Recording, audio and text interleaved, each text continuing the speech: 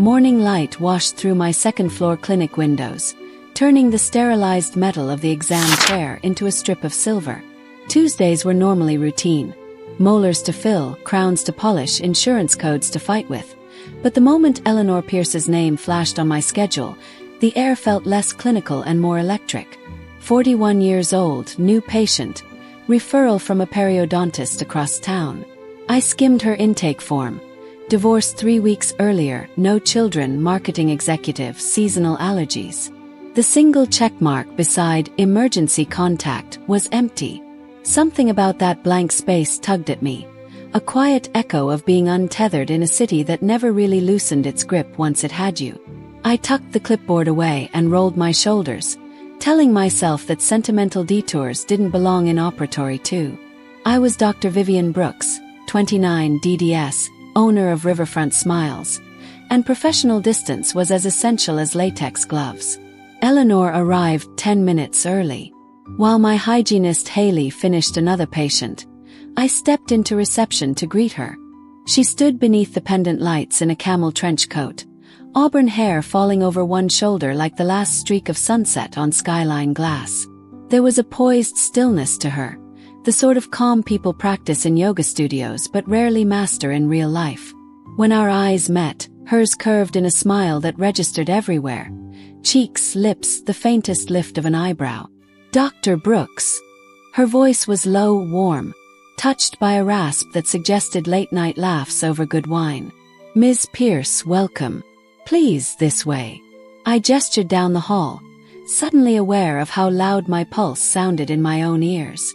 Clipboard in hand, I tried not to stare at the graceful line of her neck or the whisper of perfume. Sandalwood, bergamot, something faintly sweet, trailing in her wake. Inside the operatory, Eleanor shrugged off her coat, revealing a navy cashmere sweater that clung to toned arms. She perched on the edge of the chair, crossing her ankles. No rings glinted on her fingers. The absence caught my gaze a second longer than it should have. I busied myself adjusting the overhead light. I have to confess, she said, settling back. Dental visits usually terrify me. But something about this place feels different. That's good, I replied, securing a fresh mask. I designed it to feel a little more like a loft than a clinic.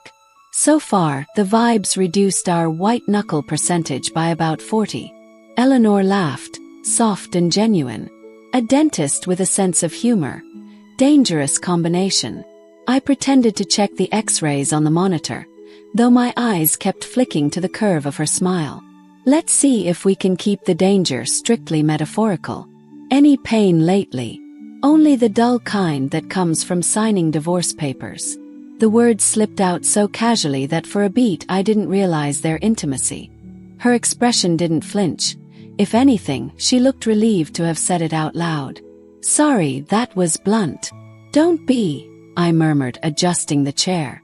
Open communication is half my job. I meant oral health histories, but the words felt bigger, as though we'd opened a door neither of us had planned to find.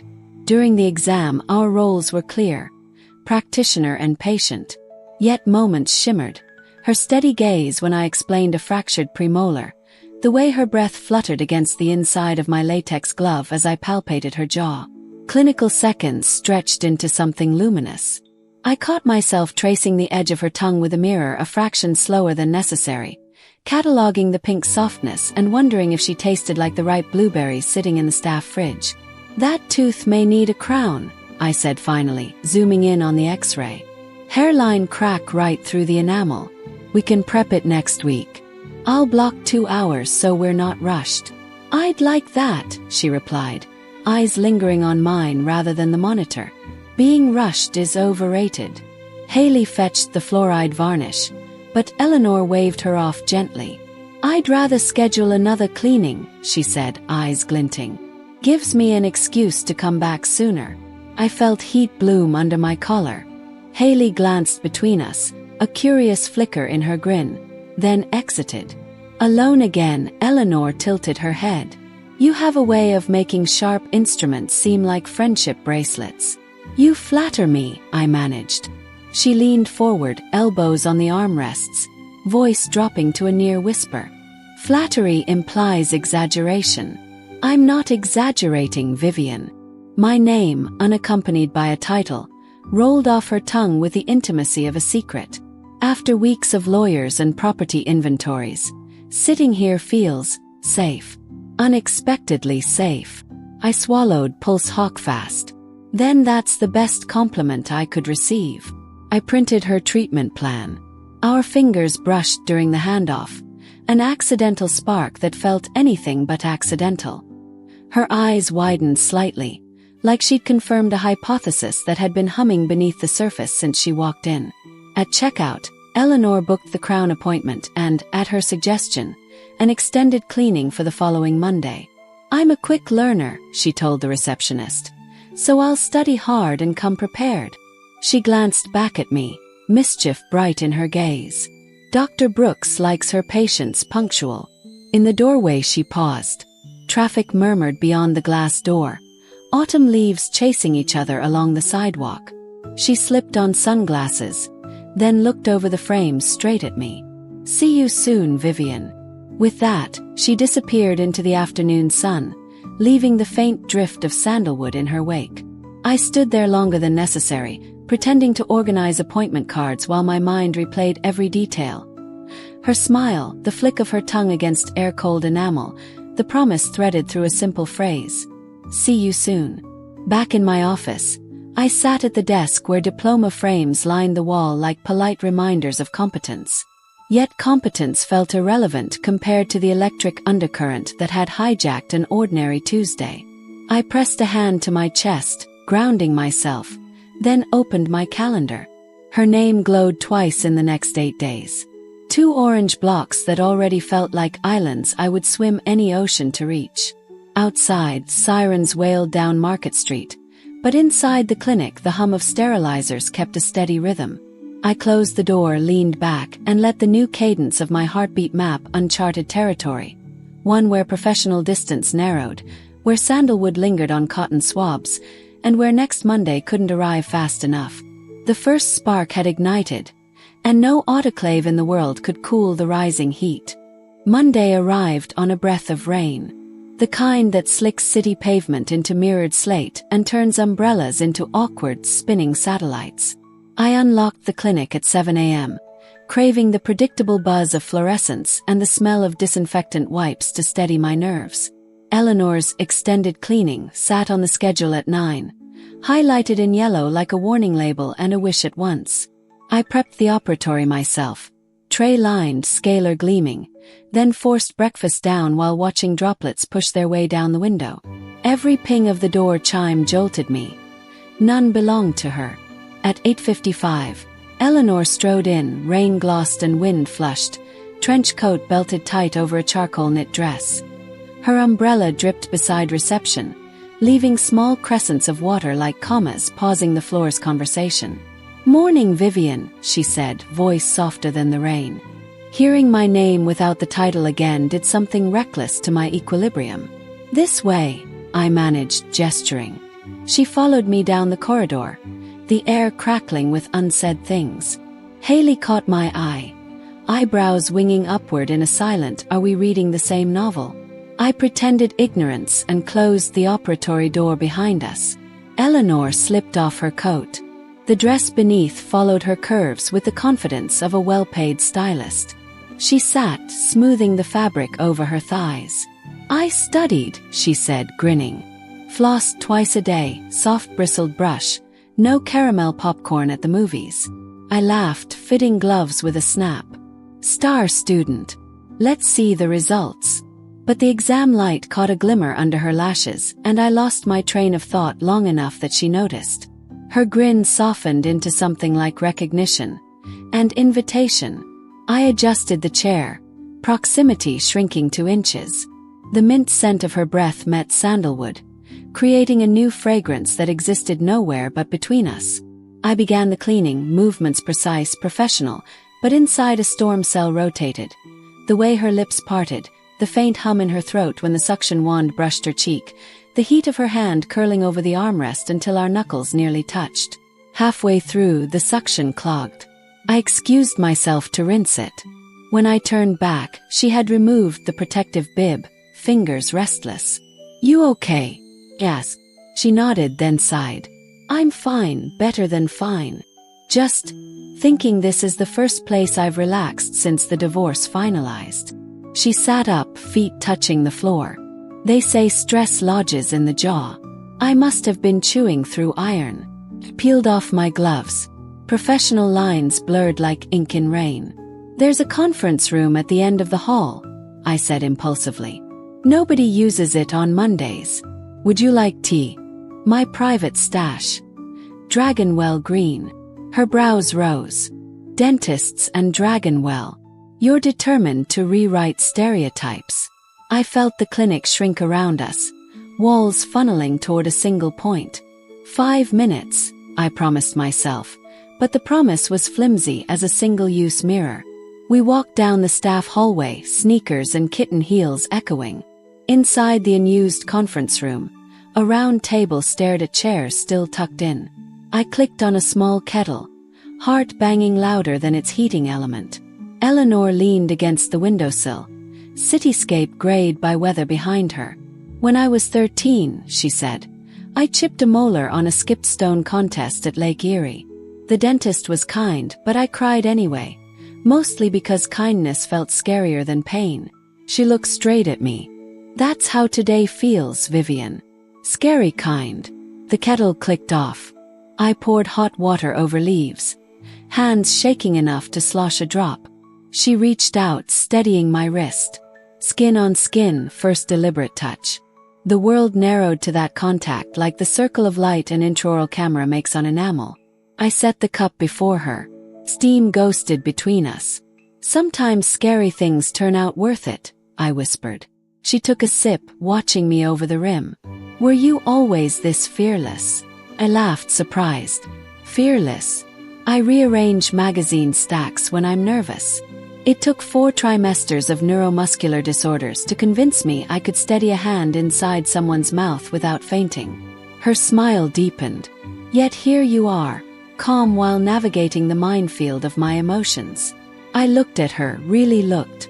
Rainwater dotted her dress near the hem, and a single freckle rested just below her left collarbone. Details I would fold away for later. "Calm is relative," I admitted. Silence settled, but not awkward. Rather, it pressed like 2 pages closing around the same secret. The clinic's white noise hummed outside. But inside this room nothing existed except her tea cooling, my heartbeat, and the realization that lines we swear to uphold are merely pencil, erasable with a rub of circumstance. Eleanor set the cup down and stepped closer. Her perfume was stronger here, notes of warmth undercutting the crisp bite of green tea. "Tell me if I'm misreading," she said, voice barely more than breath. Time slowed the way anesthetic numbs pain. Surreal, inevitable. I didn't move away. "You're not." She brushed a curl from my cheek, fingers cool. My lungs seized, then released. We were close enough that the rise of my chest grazed the fall of hers. Outside, a phone rang unanswered. Inside, a yes poised on the brink. But footsteps sounded in the hall. Haley calling my name. Eleanor's hand slipped to her side. We exchanged a look, equal parts apology and promise. Cracked the door. "Everything okay, Haley? FedEx guy needs your signature on narcotics delivery." She eyed the teacups. "Didn't know we hosted tastings now." "New policy," I said, cheeks flaming. "Be right there." When Haley's footsteps retreated, I turned back. Eleanor exhaled a small laugh. "Occupational hazards," she murmured. "I should get back," I said, though leaving felt like tearing gauze off fresh tissue. She touched my forearm. "Lunch sometime. Off-site neutral ground for all professional ethics boards." Hope flared so hot it almost hurt. "Yes, Wednesday. I'm blocked out from 12 to 2 for administrative work. A cafe 4 blocks south. Riverlight Bistro." Her smile shone brighter than the fluorescence. "Wednesday it is." She gathered her coat. The doorway she paused. "Thank you for the cleaning, the tea, the kindness."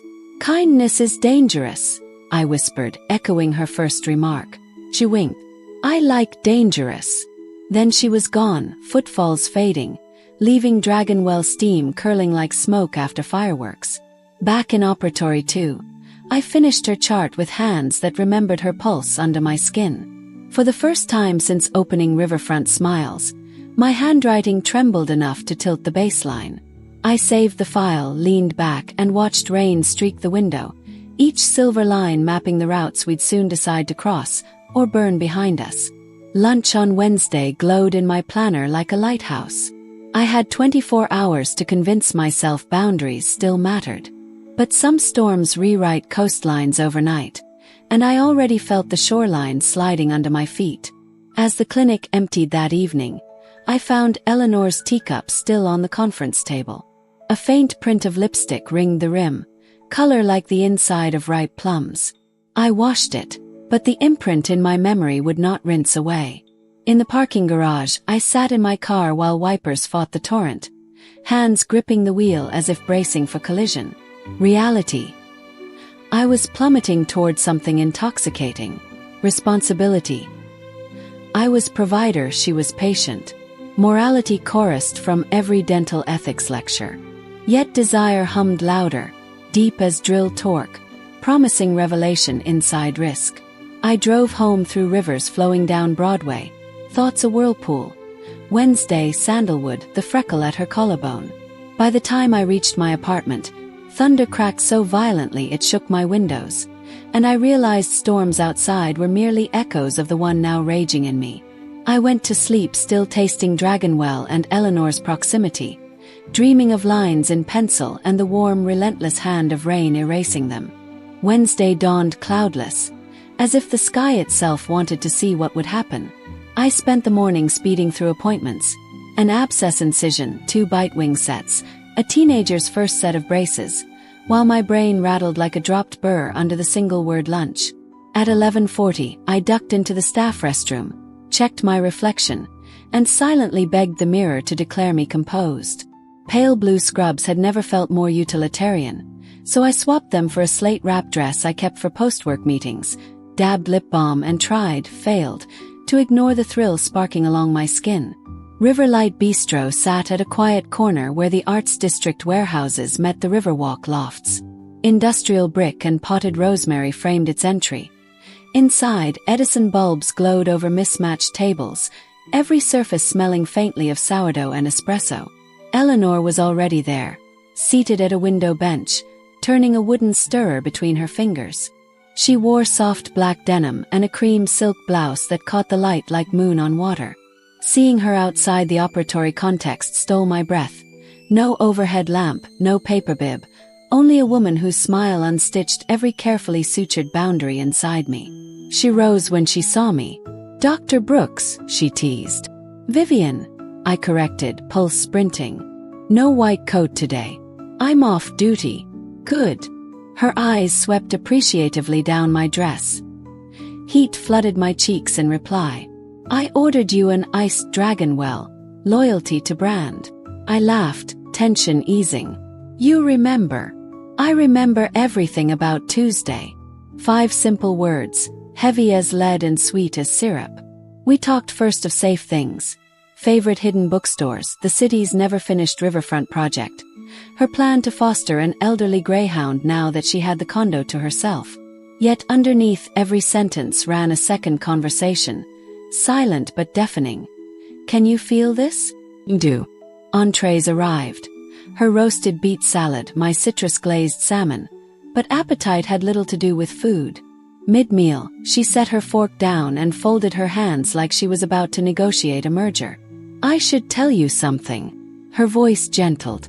"Last year I promised myself that when I finally left a marriage that felt like frostbite, I'd stop apologizing for wanting warmth." She met my gaze without flinching. "I want warmth, Vivian. Specifically, the kind you carry in your eyes when you look at me." A tremor chased through my chest. "This is new for me," I confessed. Crossing professional lines, feeling this much this fast. I keep auditing risk like a spreadsheet, but my heart's crashing the program. Her smile curved, soft but victorious. "So we rewrite the spreadsheet." She reached across the table, palm up, an invitation and a dare. I stared at her hand, then slid mine into it. The contact was so simple, yet the cafe seemed to tilt on its axis. My fingers fit between hers as though they'd been searching that shape for years. "I've already transferred your case to my associate," I blurted, nervous energy spilling. "She's brilliant with crowns. You're officially not my patient anymore as of noon." Eleanor's laughter rippled like chimes in wind. "Did you just fire me to date me?" "I call it ethical reallocating," I said, grinning despite the quake in my stomach. But the quake felt like freedom. We finished lunch too quickly. Outside, sunshine bounced off the river, turning water into sheets of hammered silver. We drifted toward the pedestrian path, still hand in hand. Street musicians launched into a blues riff. Tourists snapped bridge selfies. But my world narrowed to the cadence of our synchronized footsteps and the warmth of her thumb stroking mine. Halfway across a small footbridge, Eleanor stopped. "There's something about bridges," she mused, leaning on the rail. "They aren't quite here or there, just suspended possibility. Dentists prefer solid ground," I joked, but my voice shook because possibility felt a lot like falling and I'd never been good with heights. She turned, framing my face with both hands, cautious yet determined. "Tell me to stop and I will." I could smell sandalwood, tea, and faint citrus from the beet salad. My heartbeat thundered so loudly I wondered if passers-by could hear. "Don't stop," I whispered. Her lips met mine. First contact soft, exploratory. The second pressed deeper, confident, a glow spreading under my skin like anesthetic in reverse, heightening, not numbing. The city around us blurred. All I registered was the low hum she made when my fingers slid to the nape of her neck, and the way my own name tasted when she sighed it against my mouth. When we finally parted, a freight boat horned downstream, jolting us into laughter. I rested my forehead against hers. "Well," I breathed. That escalated beautifully. Eleanor's smile was pure sunlight. Bridge approved. Yet reality intruded in the form of my vibrating phone, clinic number. I answered reluctantly. A pediatric patient cracked a front tooth on the playground. Could I consult? Duty tugged me back across the metaphorical river. "I have to go," I said. Regret pooled in my stomach. She brushed my cheek. "Rain check for dinner. Tomorrow. After hours." I surprised us both with the certainty in my voice. "Text me the time," she said, and pressed one last, lingering kiss to my knuckles before turning toward her office tower, hair catching the light like burnished copper. I watched her go until she folded into the city throng, then exhaled a breath I'd been holding since Tuesday. Everything was irrevocably different, and impossibly brighter. Back at Riverfront Smiles, the afternoon spun by in calcium fragments and composite resin, but my mind replayed the taste of beet-sweetened lips, the hush of possibility atop that bridge. When I finally locked the clinic at 6:30, sunset set the river aflame. I stood a moment, breathing fumes of traffic and spring blossoms, realizing I'd stepped off every safe ledge I'd built. That night I drafted the dinner text 3 times before hitting send. Thursday, 7 p.m. "My place. We'll cook." Her reply pinged seconds later. "I'll bring the wine. And dessert if you leave room after dinner." Heat flushed through me. I stared at the screen until dots faded, then set the phone down like it might combust. Tomorrow would be the point of no return. Yet some points, once reached, reveal whole new maps. I turned off the lights, climbed into bed, and lay in the dark listening to the river's distant hush outside my window. Each heartbeat repeated Eleanor's name like a mantra. Somewhere between waking and dreaming, I understood. Lightning isn't dangerous because it strikes. It's dangerous because once it does, the world is forever recast in its sudden light. I drifted to sleep beneath that afterflash glow, pulse echoing bridge kisses and promises poured like wine yet to be uncorked. Thursday felt like the longest day in recorded dental history. Every composite I cured, every suture I tied, counted down to 7:04 p.m., the moment Eleanor would buzz my apartment. I raced through afternoon patients, delegated charting to my most meticulous assistant, and locked Riverfront Smiles at 5 on the dot. On the drive home, I rehearsed 100 ways to greet her that didn't sound like a teenager's diary entry. Hi Eleanor, thanks for coming. No. I'm glad you're here, ugh. When the elevator finally slid open on my 6th floor loft, I had 47 minutes to transform nerves into confidence. I set the table by the window overlooking the river's neon ribbon, dimmed the Edison pendant, and started the pasta. Fresh fettuccine with lemon zest and cracked pepper, nothing fancy enough to turn into disaster. Dessert was a gamble. I'd baked lavender shortbread that smelled the way Eleanor's perfume lingered after our bridge kiss. The irony wasn't lost on me. At 7:04 exactly, the buzzer trembled through the loft. I wiped my hands, told my pulse to behave, and opened the door. Eleanor stood framed by the hallway's Art Deco sconces, twilight waltzing along her cheekbones. She wore high-waisted burgundy trousers and a sleeveless ivory blouse that revealed the freckle near her collarbone I'd filed away for eternity. In one hand, a bottle of Willamette Valley Pinot. In the other, a bakery box tied with gold twine. "Hi," she said, as if the word were a secret just for us. "Hi." Originality lost, but sincerity intact. I stepped aside, and the scent of rain-cooled pavement followed her in. She surveyed the loft, exposed brick, shelves crammed with dental textbooks and second-hand novels, a single potted monstera that thrived despite my erratic watering. It's exactly how I imagined. Efficient, warm, and slightly nerdy. I laughed, locking the door. I accept that diagnosis. We uncorked the Pinot in the kitchenette. My hands shook until her fingers brushed mine. One light, grounding touch, and the tremor settled. She poured, handed me a glass, and we clinked. The ruby liquid caught the pendant light like stained glass. "To transferred files and rewritten spreadsheets," she toasted. "And to bridges," I added, cheeks heating at the memory. With sip. The wine tasted of dark cherries and every reckless choice I'd made this week. Dinner unfolded in an easy rhythm. Plate, laugh, refill, until plates were abandoned for conversation alone. She told me about the silent ache of sleeping on the right side of a king-size bed gone half-frozen through years of marital detachment. I told her how buying the clinic at 27 felt less like ambition and more like outrunning the question of who I'd be without a drill in my hand. We discovered we both collected antique postcards. Hers from cities she'd pitched campaigns in, mine from county fairs I'd never attend. Somewhere between stories the Pinot vanished, replaced by laughter sparkling brighter than the river. When only crumbs of shortbread remained, Eleanor leaned back against the couch arm, studying me with a softness that made my heart quiver. "Do you realize it's been 3 days since we met? 3 days that feel like 3 seasons," I admitted. "Spring, summer, and the first crackle of autumn." Her smile curved. "I don't want the leaves to fall yet." A hush wrapped around us. Outside, a barge horn echoed. Inside, breath and heartbeat filled the space. I set my glass down. I don't know the rules from here. My life has always been checklists. Get into dental school, land residency, open practice. There's no checkbox for fall for divorced marketing executive/patient turned something else in 72 hours. Eleanor's brows knit. "If lists comfort you, let's write a new one right now." She reached for the notepad I kept on the coffee table, normally for grocery scribbles and unexpected crown measurements. She clicked the pen and wrote things we want, underline crooked. "Number 1, she said, handing me the pen. "What do you want?" I stared at the blue line, heart pounding. Then I wrote, "Time to know you." She smiled like I'd handed her a bouquet. "I want that too. Number 2. She lifted the pen.